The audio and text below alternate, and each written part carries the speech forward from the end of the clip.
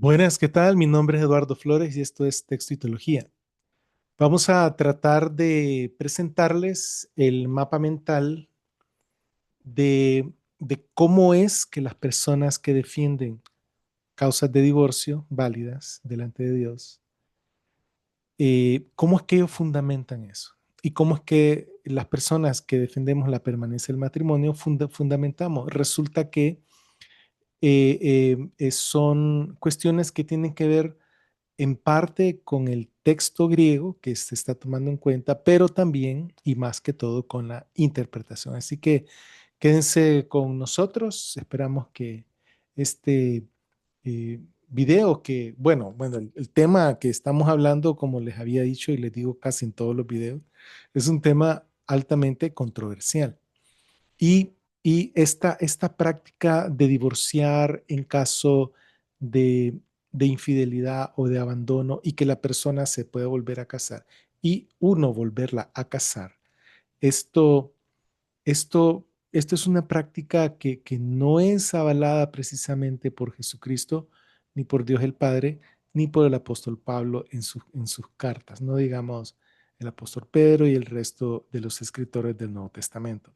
De hecho, Malaquías dice de una forma así, clarita y contundente, que Dios dice que dice Dios, yo odio el divorcio.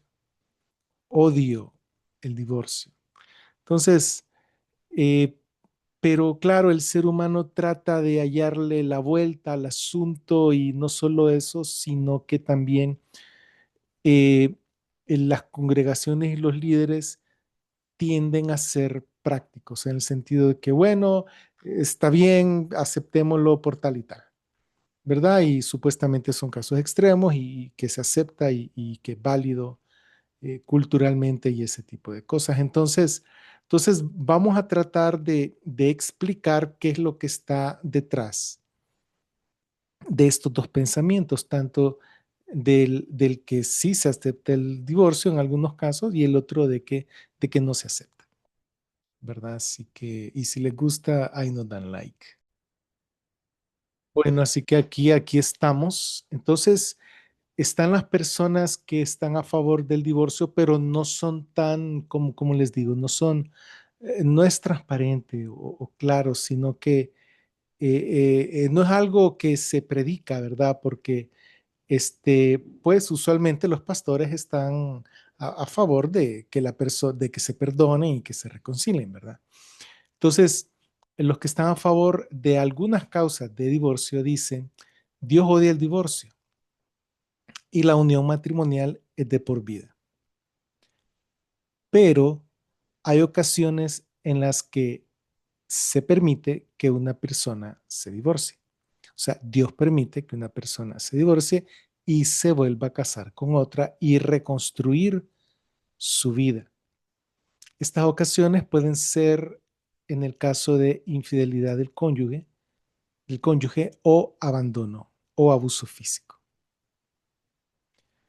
Entonces, siempre comienzan, y ustedes lo van a ver cuando consulten su predicador favorito o gente que en Latinoamérica, pastores, predicadores que la gente los considera pues, que predican bien, que les gusta cómo abordan los temas, lo ecuánime que pueden llegar a ser, lo equilibrados. Entonces, todos los pastores o los predicadores que están a favor del divorcio en algunas causas no comienzan hablando del divorcio, siempre comienzan hablando de que Dios odia el divorcio y de que la unión matrimonial es de por vida, y entonces, bueno, hablan de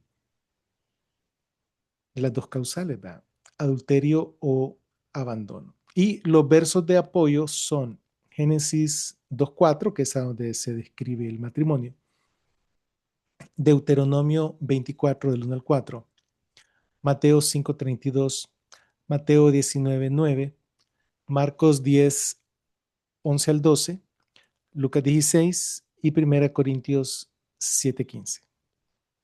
Ahora, los que estamos en contra del divorcio y a favor de la permanencia del vínculo matrimonial, decimos Dios odia el divorcio y la unión matrimonial es de por vida, ¿sí?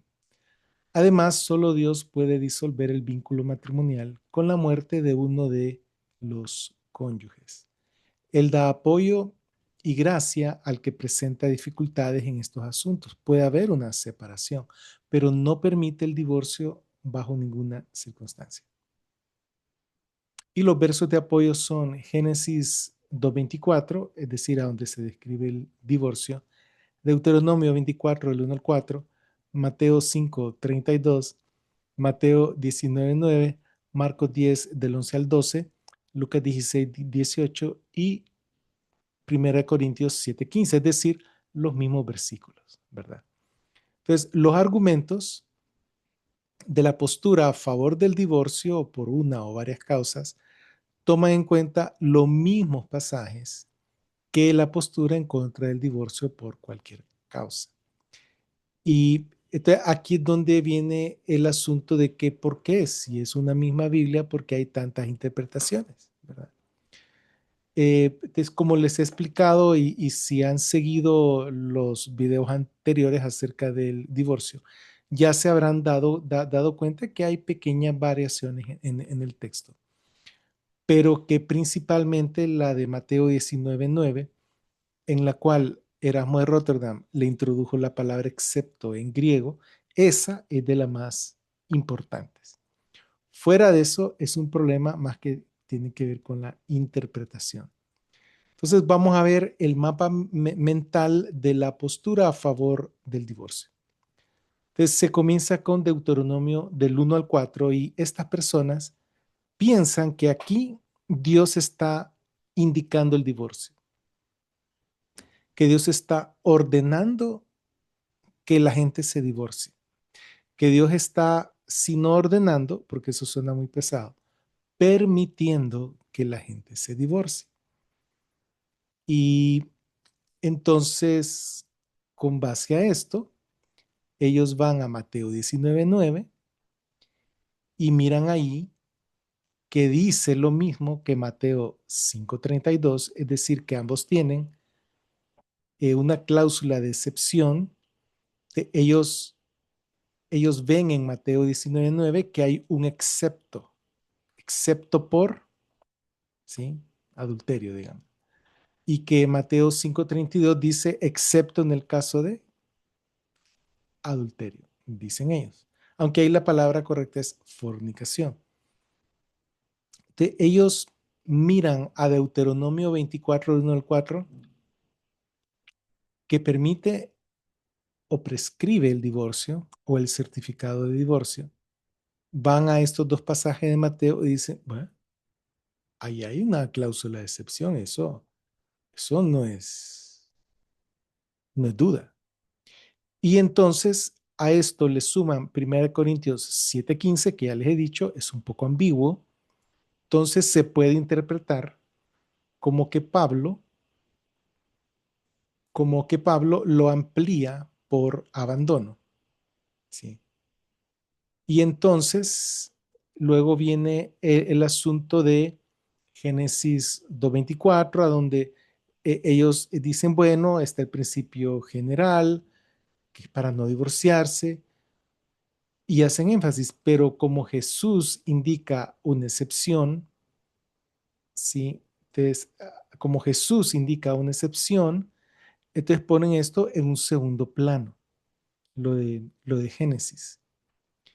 Y luego viene los textos de Marcos 10, del 11 al 12, Lucas 16 y 18, que en ambos casos no hay ninguna cláusula, ni de excepción, ni de identificación o explicación, ni ninguna otra cláusula de ningún tipo. Entonces ellos dicen, bueno, como estos pasajes no tienen la cláusula que Mateo sí tiene, entonces los consideran como textos secundarios o incompletos. Digamos, bueno, eh, Marcos 10, 11 y 12 dice lo mismo que Jesús dijo en Mateo 9, 19, perdón, al revés, 19, 9, son paralelos.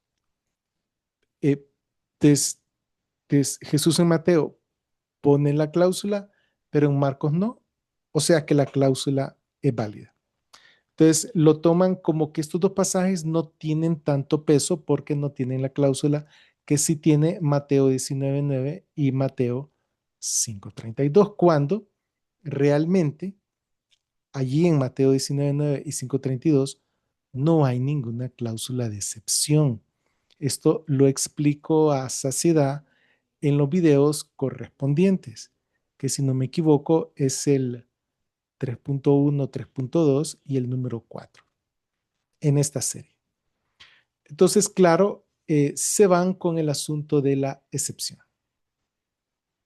Ahora, vamos a ver el mapa mental de las personas que estamos a favor de una postura en contra del divorcio o a favor de la permanencia del matrimonio.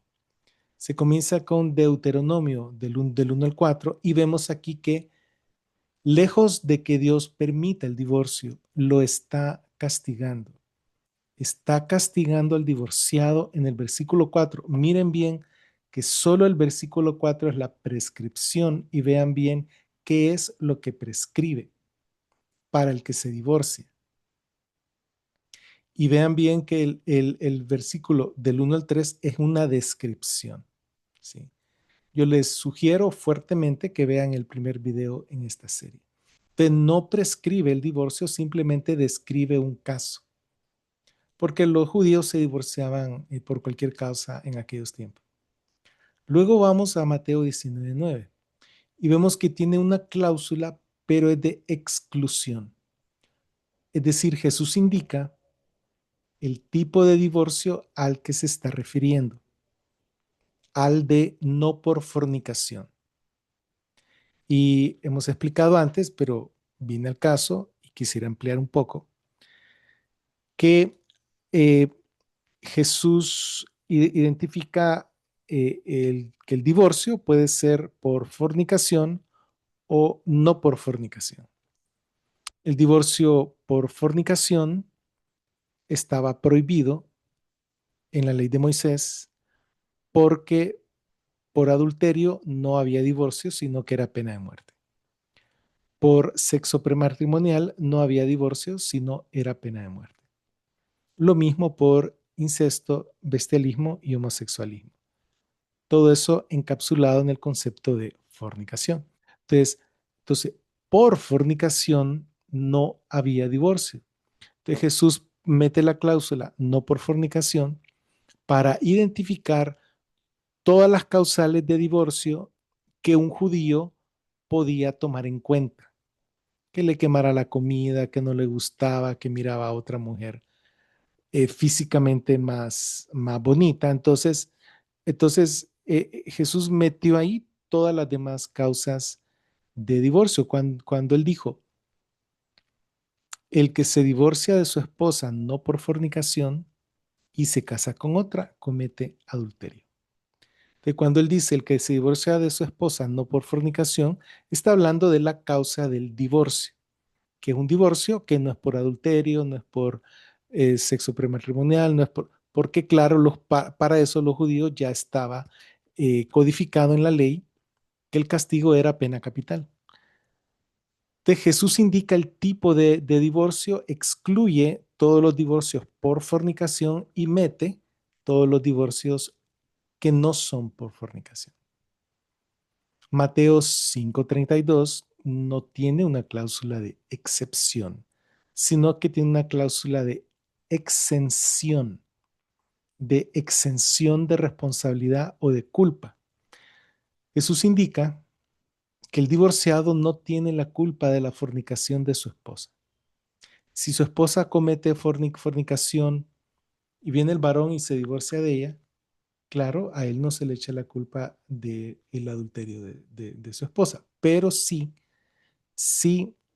viene el varón y la mujer está bien, no ha cometido fornicación y se divorcia de ella y la mujer se casa con otro, entonces Dios lo hace responsable. Dios lo hace responsable de la decisión de su esposa de casarse con otro hombre y yacer con él. Pero Pero Jesús al hablar mete una cláusula de exención y dice excepto o aparte de un caso de fornicación. Entonces, en todos los casos, el hombre es responsable por el adulterio de su esposa si se divorcia, aparte de un caso de fornicación, es decir, aparte de en los casos que la esposa haya cometido fornicación, en ese caso el varón no, antes del divorcio, en ese caso el varón está exento de culpa. Entonces no son cláusulas de excepción, es una cláusula de exclusión y una de exención. Entonces, Mateo 19:9 y en Mateo 5:32, las dos cláusulas no hablan de lo mismo, ni son cláusulas de excepción, ni son el mismo tipo de cláusula. Ahora, Mateo 19:9 dice lo mismo que Marcos 10:11, que si un hombre se divorcia de su esposa y se casa con otra, comete adulterio. Y el que se casa con una mujer divorciada comete adulterio. Lo mismo dice Lucas 16:18. Lo que pasa es que en la redacción, tanto Marcos como Lucas no ponen ninguna cláusula. Solo Mateo pone dos cláusulas, una en el 19:9 y una en el 5:32, particularmente porque se está refiriendo a un público judío, a los judíos. Marcos le habla a los romanos y Lucas a los griegos. Así que los tres están puestos de acuerdo.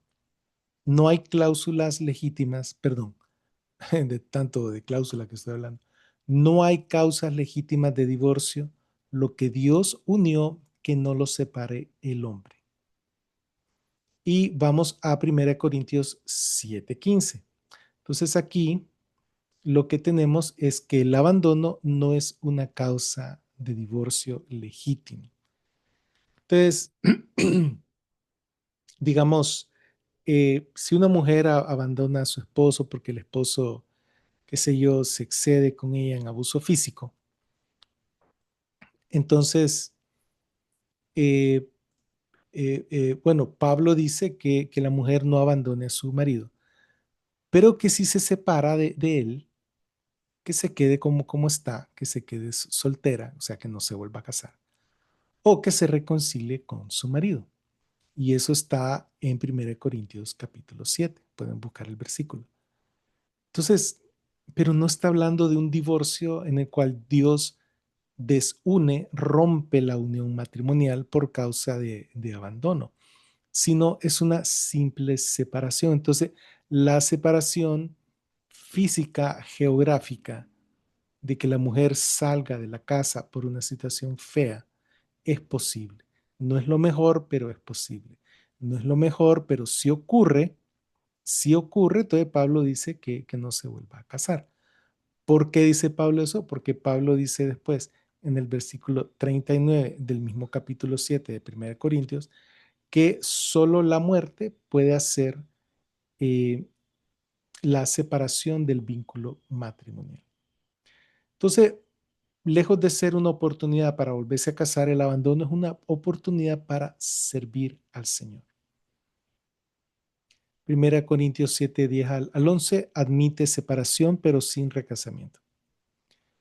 Y entonces, toda la base general es que lo que Dios unió, que no lo separa el hombre. Y bueno, ahí están los hermanos de nuestras congregaciones esperando a ver qué es lo que vamos a opinar al respecto.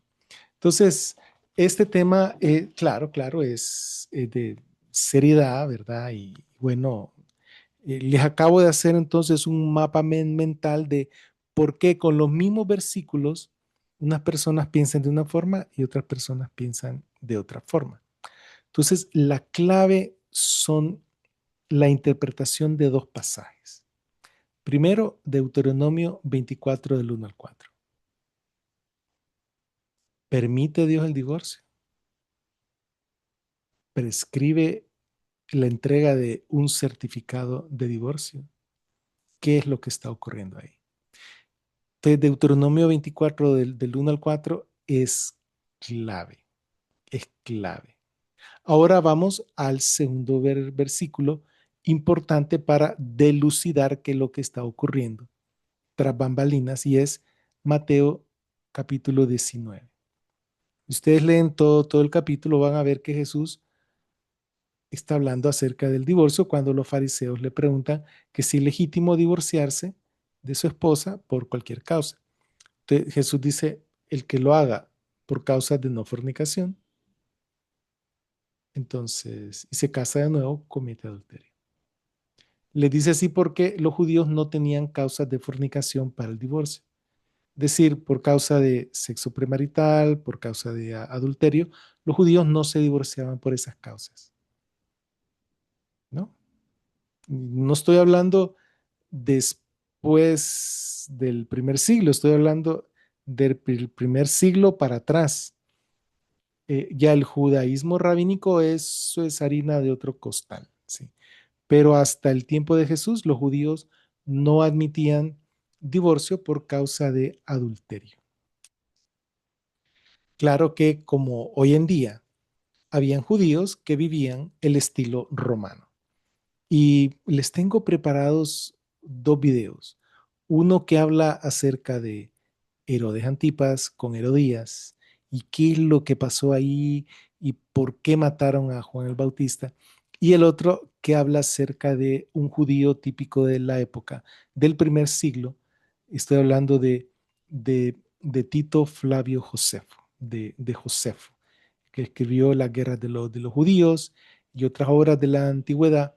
Y entonces allí, allí podemos ver esos dos casos, qué fue lo que ocurrió y qué tanta influencia hubo del mundo de la cultura grecorromana sobre los judíos. Entonces, habían judíos que sí, que ellos vivían como que fueran un romano, ¿verdad?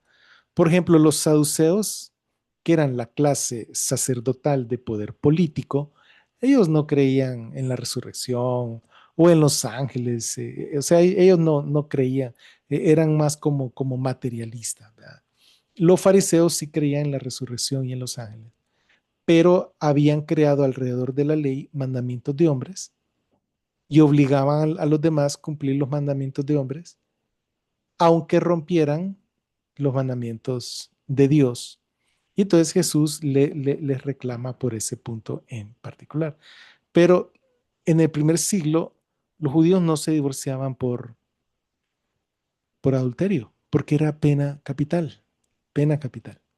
Así que yo espero que con estos diagramas tengamos los dos mapas mentales, tengamos un poco más de claridad y vamos a seguir adelante hablando acerca de este tema porque es de suma importancia. No se lo pierdan, no se olviden en darnos like, compartir el video y de suscribirse al canal. Bendiciones.